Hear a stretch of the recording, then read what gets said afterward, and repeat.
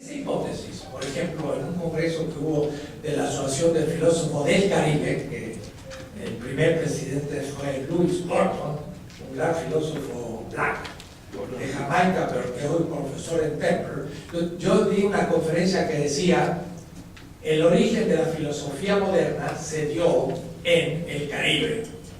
Entonces era un poquito risueña la cosa. Algunos creyeron que era un chiste. No.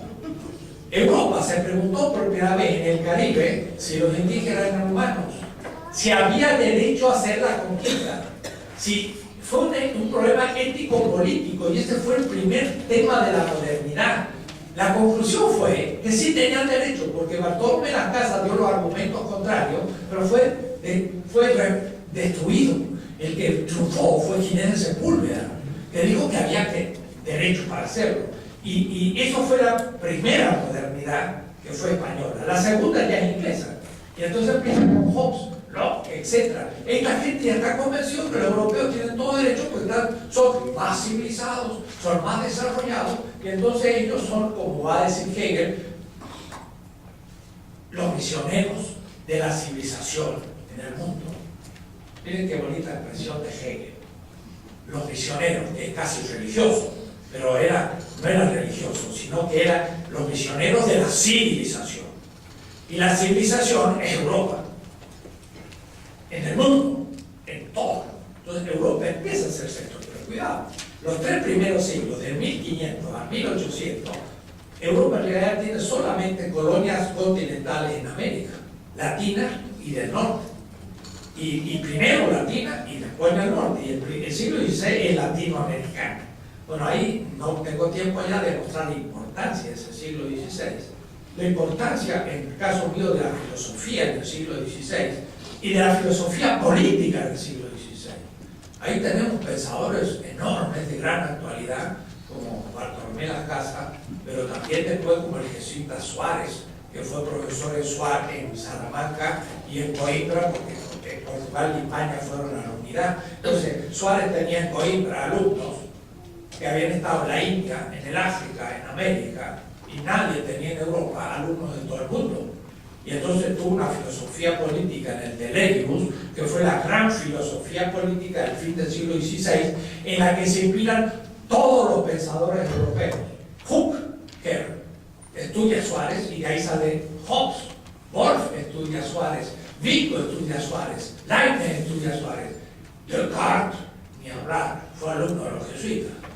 Estudió con los jesuitas en la Flecha, de sus 10 a sus 20 años. Estudió lógica, la parte más dura de la filosofía, en una lógica de un filósofo mexicano, se llamaba Antonio Rubio. ¿Qué tal? ¿Por qué? Porque Antonio Rubio es un joven de 18 años español que fue a México, estudió filosofía en México, escribió un gran comentario de Aristóteles, y tan bueno, y entonces los jesuitas lo adoptaron en todos sus colegios del mundo. Tuvo 50 ediciones, era el más famoso de los textos de un filósofo español, pero que se formó en México y fue profesor en la Universidad de México. Ese texto estudió Descartes. Y bien, el discurso del método es imposible de ser entendido sin los profesores de Coimbra, filósofos, y sin Suárez, y sin Salamanca. Es imposible. El discurso del cogito y de la duda acerca de todo, y la demostración ontológica de la existencia de Dios, y de ahí la deducción del infinito de lo finito, es una manera de repensar las disputas metafísicas de Suárez, que es el primer ontólogo moderno, que ya no comenta Aristóteles, sino que tiene un tratado sistemático moderno de filosofía. Entonces yo digo, Descartes no es el primer filósofo moderno. Y voy a dar una conferencia ahora en 2 meses en Colonia, en Alemania, y la primera conferencia que voy a dar en alemán se va a llamar Meditaciones anticartesianas. Acordándome de Husserl de sus meditaciones cartesianas. Y voy a demostrar que antes de Descartes hay un siglo de filosofía muy importante, y Descartes no es posible sin ese siglo, y hay que entonces tomar el Area Studies de América Latina y meterlo en el departamento de filosofía al comienzo de la modernidad del siglo XVI. No es una anécdota latinoamericana el siglo XVI y las Antillas. Es el comienzo de la modernidad. Y entonces, eso supone un cambio completo epistemológico, porque empezamos a decolonizar, ¿no? Y darnos cuenta de por qué. Fuimos modernizados en el proceso de la conquista, por supuesto por la violencia, porque la modernidad siempre empezó por la violencia. Y después Habermas nos dice que hay que argumentar. Pero como siempre argumentan después de haber vencido con las armas al enemigo. Como en el diálogo del 1525 entre los franciscanos y los tlamatines sabios aztecas, que se llama el coloquio de los 12. Es decir, es un coloquio entre franciscanos y los sabios.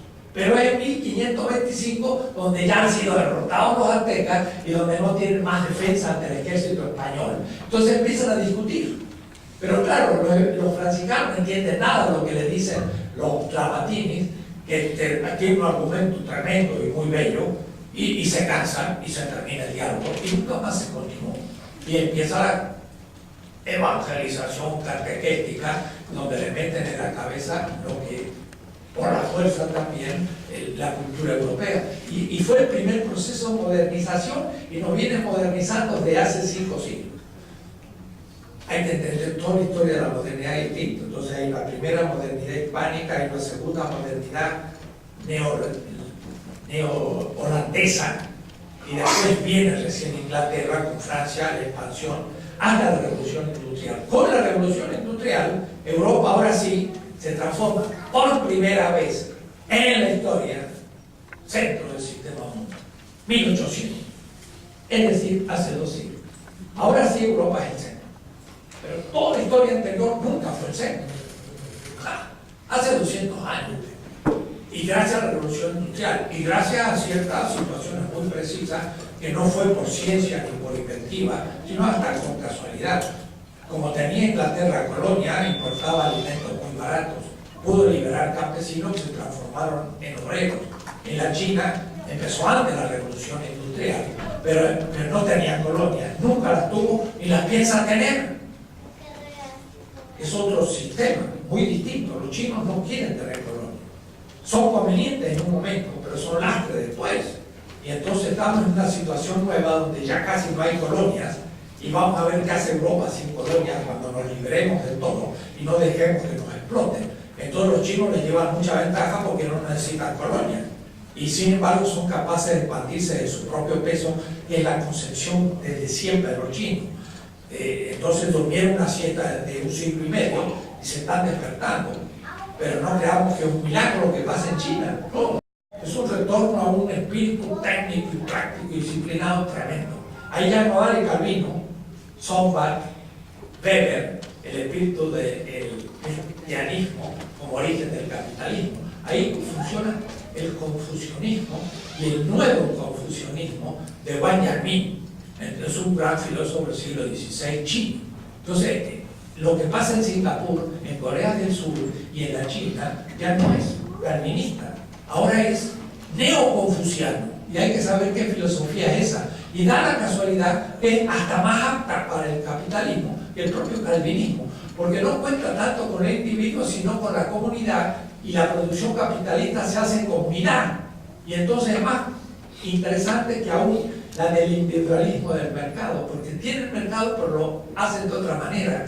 Y por supuesto, saben que el capitalismo no conviene con la democracia. Y entonces, como pasan en los mandarines, que eran 200.000, a los 6 millones de miembros del partido, que son un nuevo mandarinazgo, pues le funciona el capitalismo mucho mejor que en los países occidentales, porque no piensan en la democracia.